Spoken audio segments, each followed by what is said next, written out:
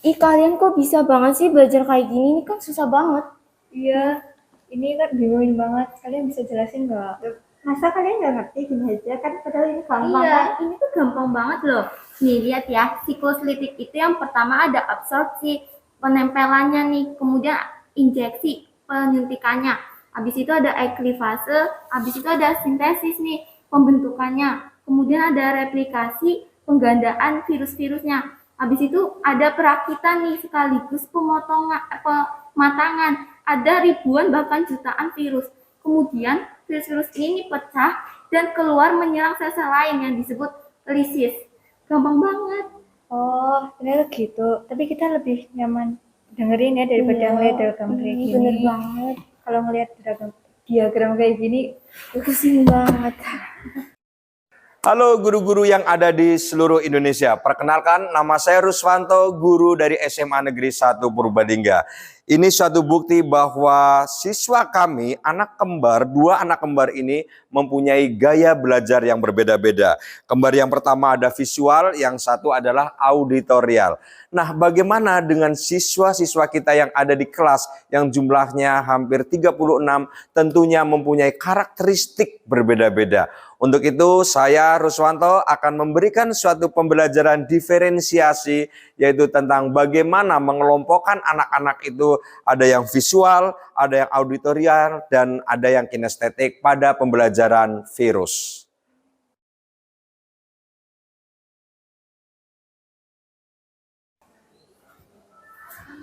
Halo, assalamualaikum.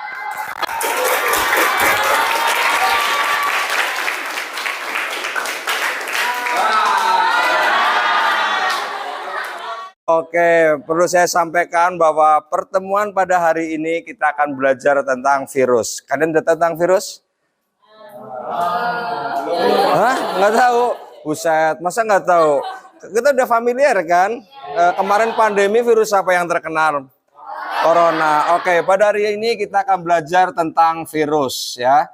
Nah, tujuan dari pembelajaran ini kalian yang pertama untuk mengetahui ciri-ciri dari virus ya. Kemudian yang kedua, nanti kalian akan belajar tentang bagaimana reproduksi virusnya. Kemudian yang ketiga, kalian harus membuat sebuah produk yang dapat bermanfaat buat orang banyak. Begitu ya. Nah, seperti pada minggu-minggu yang lalu bahwa saya sampaikan untuk pembelajaran kali ini, kalian akan saya bagi menjadi 3 kelompok gaya belajar. Yang pertama ada visual, auditory, dan kinestetis. Oke, sekarang kalian mengelompok berdasarkan kelompok gaya belajar yang sudah Pak Guru petakan pada minggu yang lalu. Silahkan. Oke, untuk pemetaan gaya belajar siswa, saya menggunakan hasil pemeriksaan yang dilakukan oleh sekolah, yaitu dari Biro Psikologi dan Konsultan. Nah, selanjutnya saya juga membuat soal-soal dalam bentuk gaya belajar yang kami tulis, kami buat di dalam Moodle yang ada di sekolah. Kemudian kami rekap ada di absen siswa. Di sini ada audio, visual, dan kinestetik. Selanjutnya saya juga menyampaikan tentang hasil pembelajaran ini. Nanti penilaiannya dalam bentuk penilaian keterampilan ya, di mana siswa itu bisa membuat desain dan mempresentasikan produk dari apa yang sudah dipelajari. Metode pembelajaran kali ini adalah ATM. Ini yaitu pertama amati, tiru, kemudian nanti memodifikasi. Permisi Pak, saya izin bertanya. Oke, silakan. Saya Aulia izin bertanya. Untuk kelompok kinestetik, apakah saya boleh membuat replika virus corona dari boneka rajut? Oh, maksudnya mau dibuat rajutan gitu? Iya. Dalam bentuk corona? Iya. Wis, mantap, luar biasa. Boleh sekali, tepuk tangan dong. Kalau yang auditori bagaimana? Jadi kita ini nanti mau berdiskusi dari pokoknya virus itu bagaimana, habis itu baru film itu kita ciptakan Pak. Oh gitu. Oke, jadi di sini kita ini mau buat apa? Menurut saya sih karena kita tuh auditori, jadi kayak kita bikin podcast gitu loh. Bikin podcast. Nanti berarti podcastnya tentang virus. Berarti kira-kira kita undang siapa? Tapi kalau podcast berarti cuma suara-suara doang. Agak kayak flat banget gitu loh. Kayaknya lebih bagus sama film gak sih? Iya, jadi kan iya. Kalau auditori itu menurutku memang cuma gaya belajarnya aja. Iya. Tapi kalau dari gaya belajar kita, kan kita itu auditori ya, berdiskusi. Ketika berdiskusi itu bisa mengena materinya, itu nanti produknya kita apa aja. Bisa film, nggak hanya terpaku dengan podcast. Jadi gimana film? Ya, berarti film yang dalamnya ada podcastnya gitu. Iya. Penjelasan. Bisa. Yang mau dibuat apa ini? Jadi kita kayak bikin replika percaya Oh, replika itu. yang mulai dari struktur. Iya. Oh, ini yang rajutan.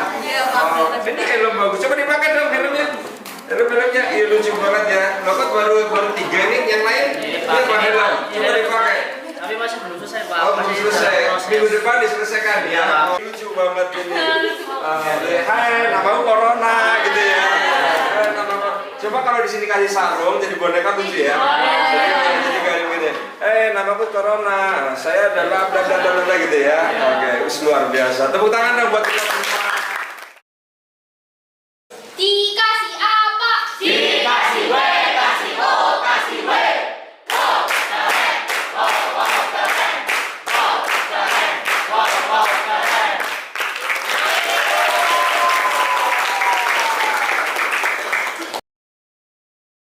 Bagaimana kesan Anda dari pembelajaran saat ini? Jadi menurut saya pembelajaran ini sangat unik karena belum pernah saya belajar dengan metode seperti ini di SMP.